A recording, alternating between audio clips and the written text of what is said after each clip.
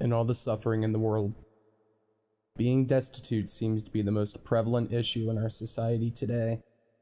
The average adult between the ages of 21 to even 28 seem to exhibit this great difficulty with venturing out with any substantial success or drastic change in their life. We have men and women in their late 20s still basking in debt, living in a room or on a couch in their parents' house, working at a retail store a mile from their house. And most of these people don't even own a vehicle. They don't even own a hoverboard. They don't even own a Razor scooter. They don't even own a Fisher-Price push wagon from when they were children that got sold in a garage sale. The greatest risk the young adult without a vehicle must face is external exploration into a different living situation outside a 3-mile radius of their current occupation. Their fear of venturing out is that of a character from Beetlejuice entering a door that leads to a barren wasteland with giant sand creatures that exist solely to consume anything that enters their world. Unless you look like this, or this, you're practically just doomed to remain the most unsuccessful individual among your peers. Who, I might add, have parents that own a massive oil reserve who can afford 2 beach homes in Venezuela. Unless you have an aunt named Catherine, you're practically just shit out of luck, while you marvel at the mere idea of having a job that pays you more than $15 an hour. The average young adult lives primarily off of 5 hours of sleep on average, as opposed to their successful counterparts.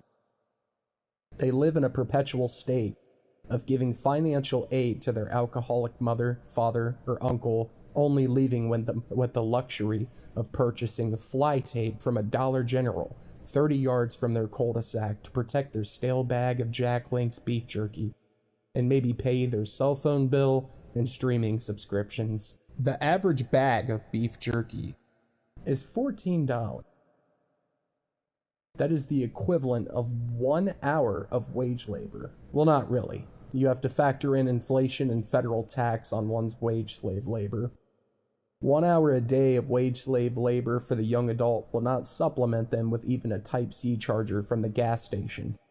Young adults, you know exactly what I'm talking about.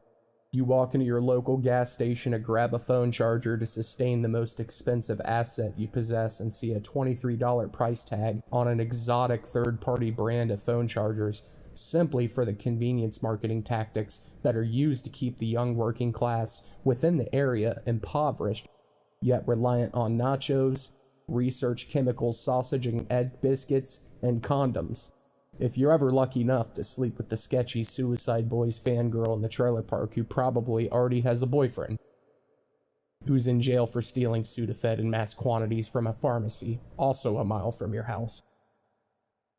These people rarely ever escape their respected living quarters. It's like an alien civilization placed a force field around the trailer park. What brought about this culture of financial dread, poverty, and lack of ambition for today's generation of young adults? Why does the average young adult have to take out a payday loan just to finance a smartwatch from Walmart?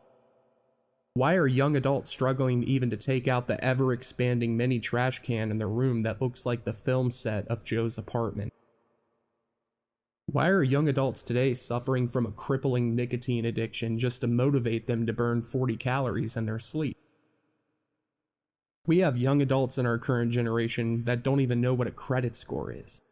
If they had one, companies would have to start charting them in the negatives. There would be a blacklist for who not to employ or who not to coexist around, like these people are plotting to steal your Amazon packages off your porch. Young adults don't even fear prison. They're already in a financial prison. Living in prison would only guarantee that they're fed and bathed every day with a bed to sleep in while they disassociate and stare at a brick wall like they do at a phone after they get off a 9-hour shift at a fast food restaurant like they just experienced a gruesome murder. Young adults fear the IRS more than anything. You mention the IRS around a young adult and they shriek in terror. If the IRS audited a young adult today, the only assets they could liquidate would be a bed frame, 95 aluminum cans of Steel Reserve, and maybe a Guitar Hero controller with the whammy bar missing. Nobody understands the struggle of the young adult in today's generation, and we probably never will. Will we ever see these people reach any kind of success in their life? Who knows?